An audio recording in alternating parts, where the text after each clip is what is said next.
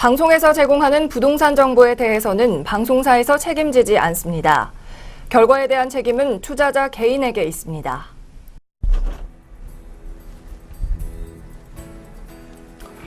전국의 내경제TV 시청자 여러분 안녕하십니까. 이춘모의 재테크 세테크 시간입니다.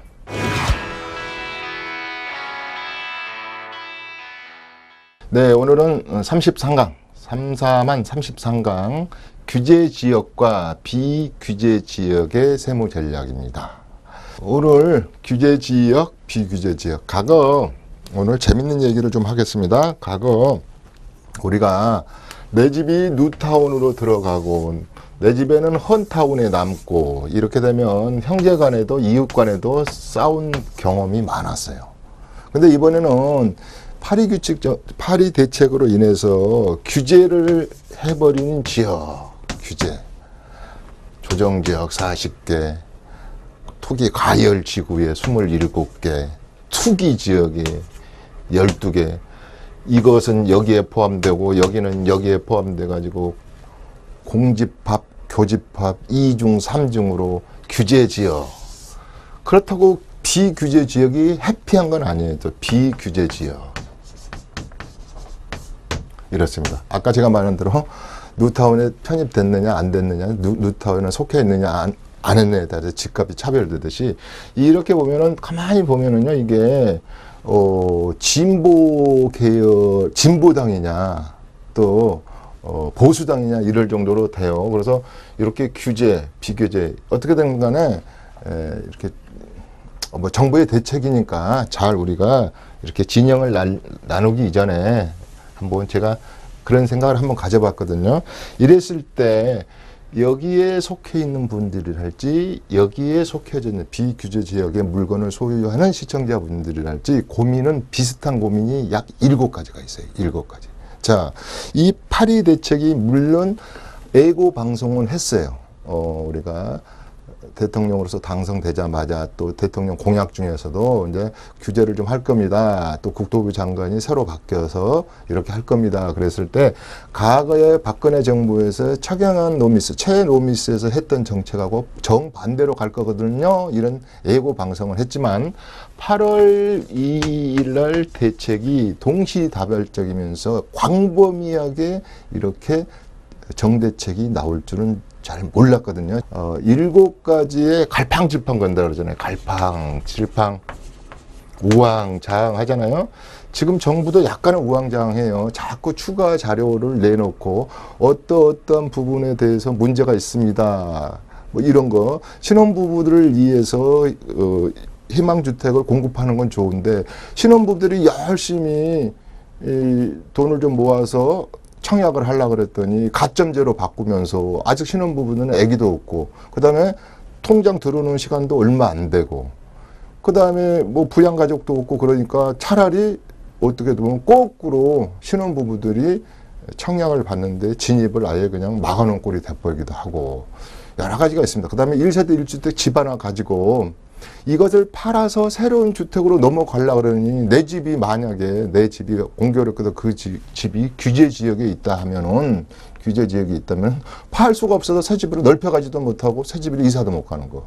또 이 법 자체가 규제 지역이 그 성남은 또 뭐 1년 6개월 후에는 전매 기간이 되고 과천은 투기 지역에서는 빠졌고 조정 대상하고 뭐 이렇게 투기 과열 주기에는 들어갔고 막 이래가지고 많은 혼돈이 와요. 그래서 자 어떻게 됐든 간에 갈팡질팡 우왕좌왕 속에서 규제 지역의 물권 소유자든 비규제 지역의 물권 소유자든 7가지 고민을 크게 대별해 볼 수가 있더라. 상담을 해보고 또 지금 며칠 안 됐지만 이 대책이 며칠은 안 됐지만 우왕좌왕하는 것들을 지금 지켜보니까 몇 가지로 대별할 수가 있더라 이 말씀이죠. 1번이 금융 모기지 쇼크예요. 쇼크. 돈을 많은 자가 많은 돈을 빌려서 고급 아파트를 빌리는 사람도 그렇고 서민인 사람들이 조금 빌려서 집을 사보려는 사람들도 있고 또 하나는 이 법 자체가 약간 소급 적용을 해버리는 경우도 있어요. 한 4가지 정도 되던데, 예컨대 지금 이 융자가 나올 줄 알고, 얼마가 나올 줄 알고 아파트를 분양받았다 한 4-5군데 분들은 이 여신 규모가 축소되면서 뭐 인력이 빵꾸 났다든지, 쉬운 말로 해서 금융 쇼크에 대한 것이 1차적으로 지금. 근데 이것은 이제 하나하나 디테일하게 이제 각 은행 연합회랄지 은행에서 이제 자료들을 이제 발표하고 그러면 그러겠지만, 저희 같은 전문가도요, 어느 지역의 40%, 문구를 보면 알겠어요. 30%, 40%, 또 50%, 다시 어떤 분들은 8월 2일 이전에 신청자는 그대로 60%, 50%, 40%, 30%. 그러니까 헷갈릴 수밖에 없어요. 금융 쇼크. 그러니까 화가 나면 에이, 은행 안 가고 현금 주고 사버려 그러면 좋겠지만, 현금, 아니 세상에 전 세계의 어느 국민치고 빚내지 않고 자기 집 마련하는 국민은 없어요. 서브프라임이 왜 왔습니까? 뭡니까? 서브 신용, 그러니까 신용이 그렇게 좋지 않은 분들한테도 집값에 한때는 120%의 모기지를 그냥 대출을 해주니까, 그게 그냥 여러 가지 리먼 브라더스 사태, 금융으로 인한, 국제 금융으로 인한 그런 여러 가지 문제점을 안고 있었던 게 우리가 2008년을 기억하고 있지 않습니까? 그렇고, 두 번째는 뭐가 쇼크냐면요, 도대체 사는 사람이라 할지 매수자라 할지 파는 사람이라 할지 매도자라 할지, 두 가지가 뭐가 했길라면, 내 물건을 팔 수는 있는 거야? 두 번째, 이 물건, 지금 규제지역 내에서 이야기하는 겁니다. 이 물건을 사가지고 내가 현금 청산 대상자가 아니고 조합원으로서 지위를 그대로 승계받을 수는 있는 거야? 여기서부터 헷갈리기 시작합니다. 아니, 법은 있습니다. 아직 이게 지금 우리가 도정법이 통과 안 돼서, 조합은 설립됐는데 2년은 내가 보유했어요. 앞으로 이제 3년으로 바뀌지만 333 법칙으로 바뀐다 그랬어요. 근데 2년을 보유했는데 또 2년 동안 사업수행인가 신청을 안 하네. 그러니까 첫 번째 사업수행 기준으로 해가지고 이걸 뭐 또 관리처분 기준을 따질 때, 이래서 쉬운 말로 말해서 내 물건이 팔 수는 있는 거냐? 또 이 물건을 샀을 때 조합은 승계를 될 수 있는 거냐? 여기에서부터 그 다음에 또 하나 고민은, 규제지역분들은 특례 조항을 찾기를 시작했어요. 예컨대 우리 반포 아파트는 아직 이걸 팔고 살수를 할 수 있대더라. 아직 사업시행 인가를 신청 안 했으니까. 또 어느 지역은 내 물건이 관리처분 계획안까지 다 통과됐는데 아직 착공식을 안 했으니까 또 법 바뀌기 전에는 뭐 할 수 있다더라. 여러 가지, 아까 뭐 2년 보유, 2년 이상 이런 개념을 해서 이게 지금 헷갈리는 거예요. 그래서 제 제자들이나 로컬 부동산 사장님들도 우리 지역의 것이, 우리 규제 지역의 것이 살 수는 있는 거야?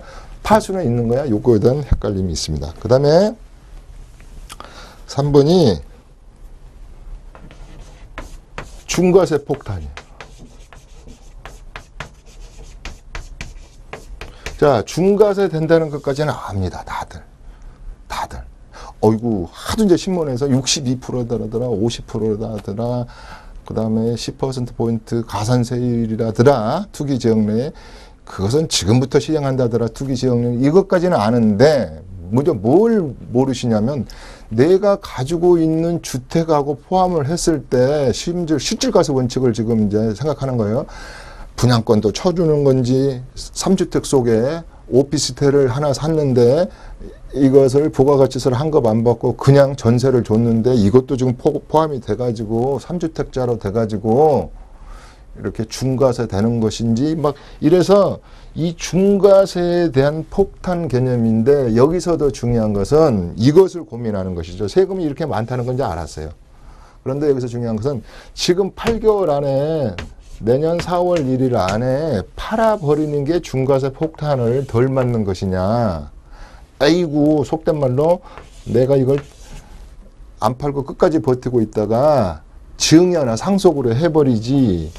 또 하나의 불안한 감은 이겁니다. 학습 효과에서 오는 그 뭐랄까, 학습 효과는 좋은 뜻이죠. 좋은 것을 다 배워가지고 다음에 그런 나쁜 짓을 안 할 수도 있고 더 좋은 방법을 찾는 것일 수도 있는데, 이것은 이렇게만 하다가 한 또 1년 하다가 허지부지 해지고 다시 원위치 시키겠지. 그러니까 나만 지금 당장 급매물로 파는 것은 바보야. 뭐 이런 분들도 있고, 그래서 지금 중과세 폭탄 이 문제에서 팔 거야 말 거야. 요것은 권리관계를 말하는 거예요. 내 물건이 지금 사도 권리관계를 확실히 조합원 지위 관계를 공법적인 주택법상의 권리관계를 나한테 지위를 승계받을 수 있는 문제냐는 거고, 요것은 투기지역 정도에서 금융여신에 대해서 굉장히 지금 혼돈 속에 있는 거고, 요것은 홀딩할 거냐 보유할 거냐, 또 어떤 것을 어떻게 교통정리를 해야지 이럴 것이냐, 이러다 말겠지, 이러다가 또 내수가 죽고 또 경기가 안 좋으면 슬그머니 옛날처럼 중과세 제도를 폐기 처분하겠지, 이렇게 생각하시는 분도 있어요. 그 다음에 하나가 제가 이걸 수업을 준비하면서 이걸 천안 삼거리라고 표현해야지 이런 얘기를 했어요. 천안 삼거리. 자, 천안 삼거리는 뭘까요? 앞으로 8개월 내에 물론 올 9월부터 시행에 들어가는 것도 있고요. 우리 분양권의 단일세율 적용은 내년 8월, 2018년 1월 1일부터 들어가는 것도 있고 여러인데, 자, 내가 이 규제 지역에 들어있던 물건이든 비규제, 이걸 굉장히 연관관계가 있으니까 들어있던 물건이든 간에 내가 끝까지 보유할 거야. 그 다음에 팔아치워서 다운사이징이라고 그러잖아요. 우리가 큰 평수를 작게 줄이는 것도 그렇지만 여러 채를 가지고 있는 것을 물건을 다운사이징 시킨다. 다이어트 할 거야. 그래서 보유할 거냐, 그냥 손해를 좀 보더라도 매매를 해서 누군가는 지금 매매도 잘 안 되지만 내 물건을 사준다면 정부에서 이렇게 하십시오. 좋은 말 할 때 8개월 내에 파십시오 한다면 1세대 2주택으로, 2주택자는 1주택으로 이렇게 해서 주택수를 줄여가지고 중과세율을 피해 갈 것이냐, 이 고민 하나 하고요. 보유는 보유인데 지금 증여를 해버리는 겁니다. 상속은 아니죠. 내가 죽을 일은 없으니까, 지금 당장 죽는 건 아니니까 증여를 할 것이냐. 요거에 대한 고민이 제일 많을 겁니다. 앤드 하나가 더 있다면, 되겠다면, 어떤 시청자분은 저한테 전화해서, 교수님, 이때, 교수님 맨날 방송에 보시면, 새는 태풍 불고 바람 불 때 집을 짓는다면서요. 이럴 때 남이 안 할 때 분루시장이라고 생각하고 진입하면 안 돼요. 그래서 그 말씀도 맞네요. 또 얼마 전에 저희 연구소에 찾아왔던 분에게는 강남을 진입하고 싶은데 교수님 지금이 아주 적게 아니에요. 그래서 그런 것 같네요. 제가 이제 그렇게 생각을 했는데, 또 그럴 수도 있죠. 강남에 진입하기가 힘들었지 않습니까? 그러면 약간 앞으로 좀 더 이제 한두 달 더 지켜봐야 되겠지만, 가격이 밑으로 흘러내린다 한다면, 가격이 흘러내릴 때 좋은 점이 뭐가 있겠습니까? 증여했을 때 증여해서 폭이 홀쭉해지는 거 아니겠어요? 그 다음에 비강남권에서 내가 평생 강남에서 한번 살아봐야지 해서 진입할 때 진입벽이, 문턱이 좀 낮아지는 것도 있고. 그래서 이렇게 보유냐 매매냐 증여에 대해서 이제 고민을 하는 겁니다. 그러면 이분들은 기보유자분들이죠. 이제 주택을 2주택, 3주택 가진 분들이고, 이 시장으로 들어오시는 분들은 이제서 내가 이제 때는 이때다. 나 그럴 줄 알았어. 이게 산이 높으면 골이 깊고, 밤이 깊으면 새벽이 일찍 온다더니 한 4, 5년 이렇게 올라갈 때 봤어. 그러니까 다 떨어질 것이 내가 예상했었지. 그리고 이제는 2, 3개월 있다가 적어도 또 막바지 물건이라 그래가지고, 예컨에 내년 4월 1일인데 사람이 좀 미리미리 교통정리를 해놓지, 내년 2월에나 가가지고 이제 정말로 이제 3월 31일부터 이 밤이 새면 중과한다니까 그때 내는 사람도 있어요. 그래서 어떤 분은 내년 1월 달이 적기라는 둥, 뭐 3월 이기설 해가지고 내가 3월에 이제 뭐 사야 되겠지 이러신 분도 있는데, 그래서 진입하시는 분들 새로 이 시장에 집을 무주택 상태에서 자발적 세입자가 자발적 세입자들이 많단 말이에요. 자발적. 그래서 이제는 나 자발적 세입자로서 포기하고 집을 사야겠다. 또 요새 보니까 강남이 또 문제가 하나 되는 게 있어요. 이게 학군을 조정을 해버리니까 파락군이 다시 부활을 해버린다면, 지금 뭐 특목고 이런 거 뭐 과학고 뭐 이런 거 특수 목적고를 다 없애나 보더라고요.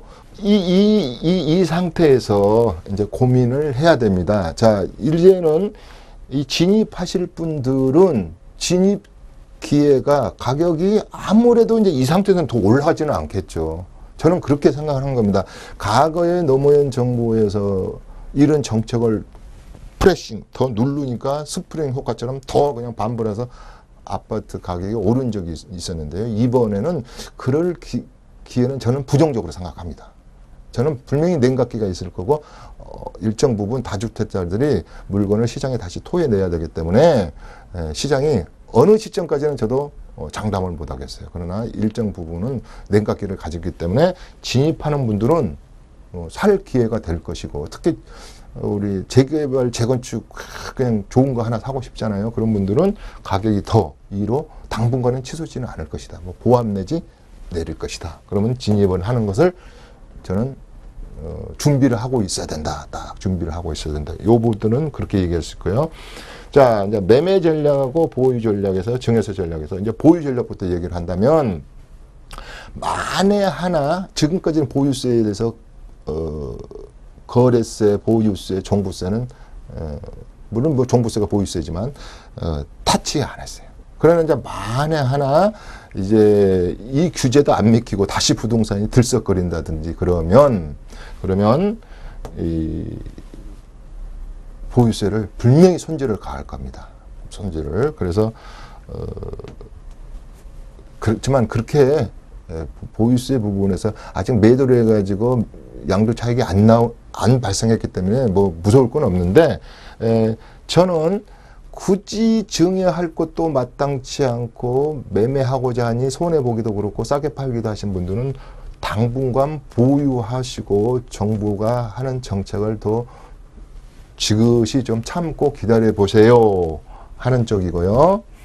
자, 분명히 어떤 차원에서 매도를 해야 되는 케이스가 발생하는 시청자 여러분들이 꽤 있을 겁니다. 대표적으로 빚을 많이 좀 얻어가지고 형제자매로부터 얻었다든가, 그 다음에 다주택자 분들은 요 중과세율이 당분간, 이게 특히 정권 초기이기 때문에 당분간 바뀌지 않는단 말이에요. 그래서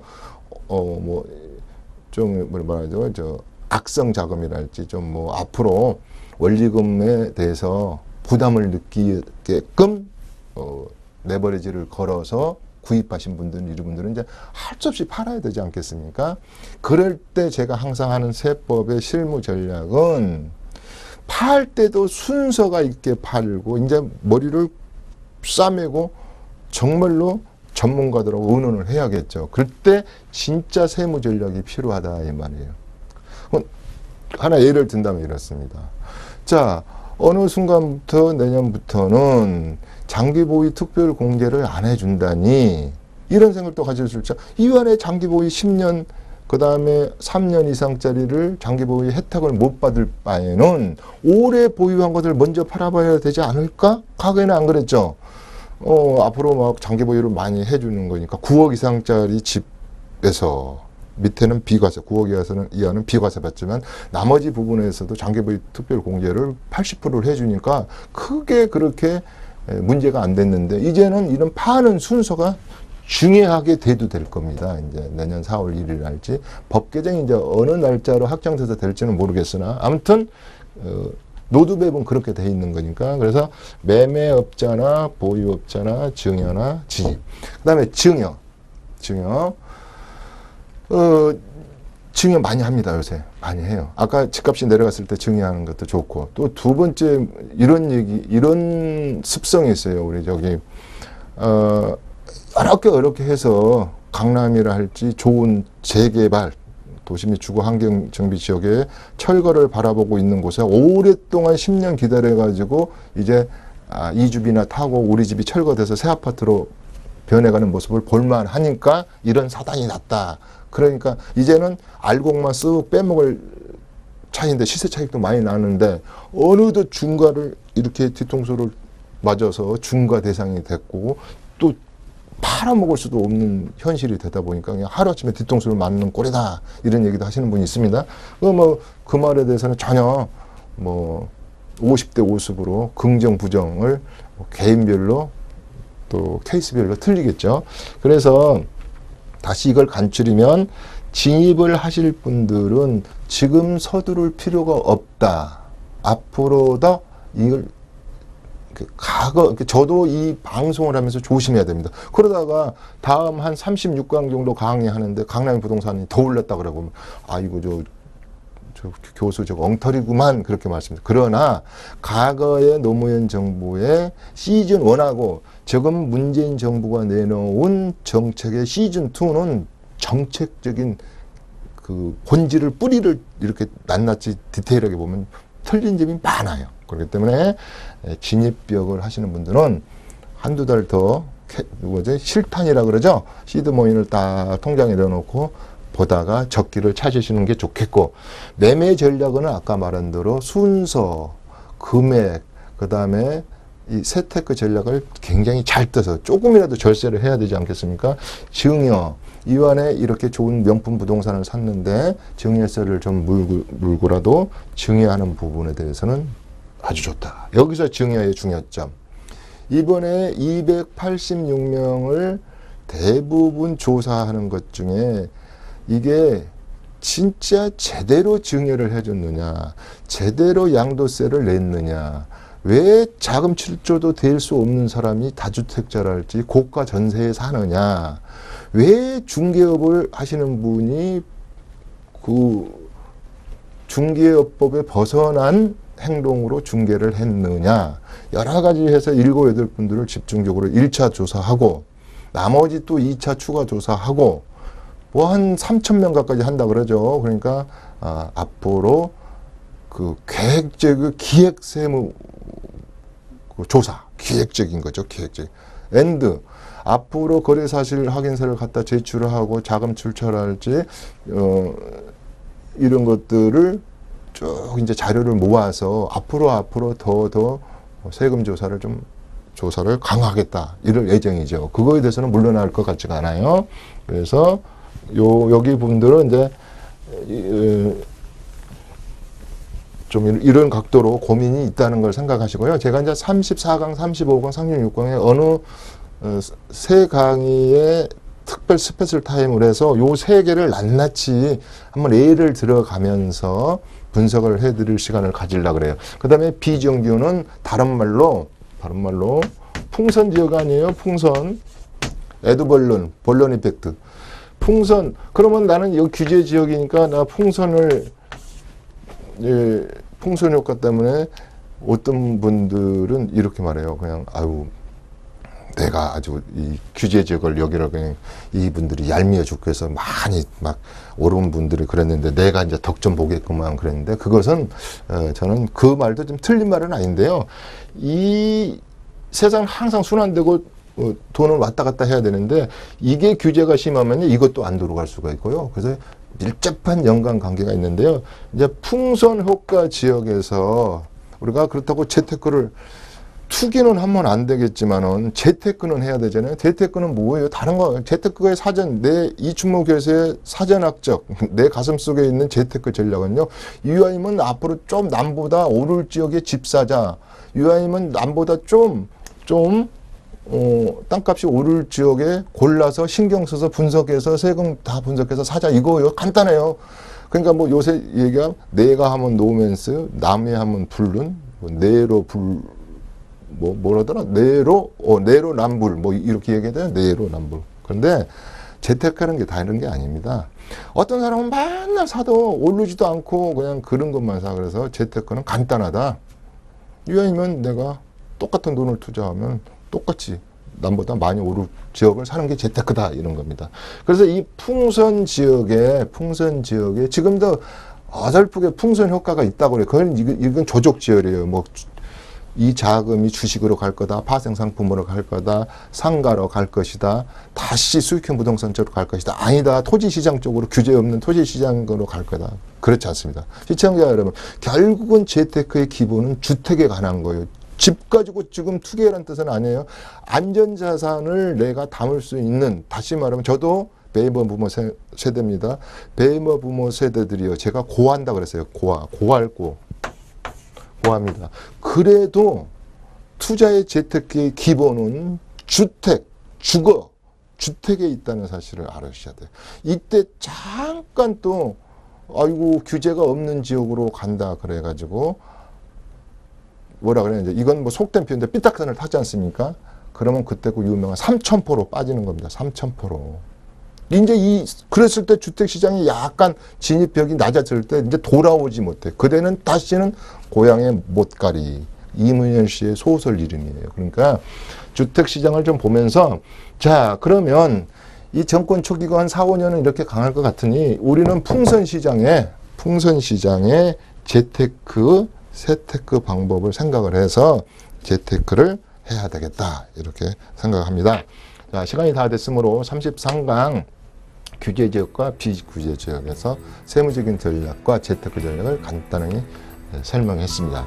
자, 다음 시간도 또 3강으로 묶어서 좀 더 아까 이런 풍선 효과가 있는 지역 또 뭘 재테크를 해야 될까, 뭘 더 세금에 대해서 신경 써야 될까 이런 얘기로 34강에서 찾아뵙도록 하겠습니다. 이춘모와 함께하는 재테크 전략 오늘은 여기서 마치도록 하겠습니다. 다음 시간에 뵙도록 하겠습니다. 감사합니다.